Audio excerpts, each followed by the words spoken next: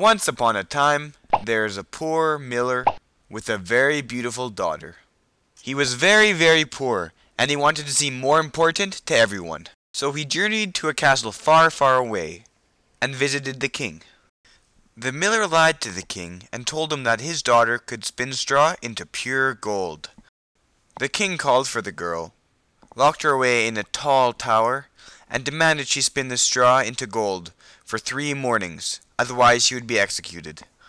She had lost all hope, because she knew she couldn't spin the straw into gold. Just when she was about to start crying, a small, mysterious, dwarfish creature appeared. The mysterious creature told the girl that he would spin straw into gold in return for her necklace. The girl agreed, as she realized this was her only hope of not being executed. The next evening, the girl again had to spin straw into gold. The dwarfish creature returned, this time wanting the girl's ring in exchange for him spinning straw into gold. The girl reluctantly agreed. The next and final night, the dwarf was there yet again. This time the girl had nothing to offer the dwarf, so the creature just told her that whenever she had her firstborn baby, she would give it to him. Knowing she had to either agree with the dwarf or be executed, she promised him her firstborn child. Next morning, the king was so impressed with all the straw that he thought the girl turned into gold that he decided to marry her. A few years later, they gave birth to a healthy baby boy. But one day, the small dwarfish creature returned, wanting the girl's firstborn child, just as she had promised him a few years ago in the dark castle. The girl begged the dwarf not to take her baby and offered him gold and anything he wanted, but ultimately he wanted the child.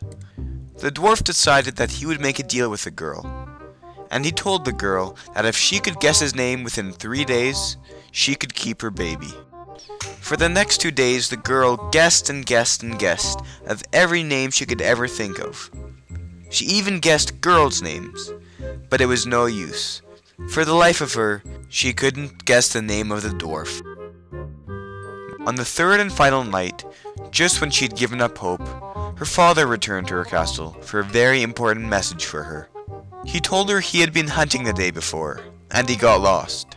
While searching for his way back home, he stumbled upon a remote mountain cottage, and a weird creature dancing around a fire, chanting this song. Today do I bake, tomorrow I brew, the day that the queen child comes in.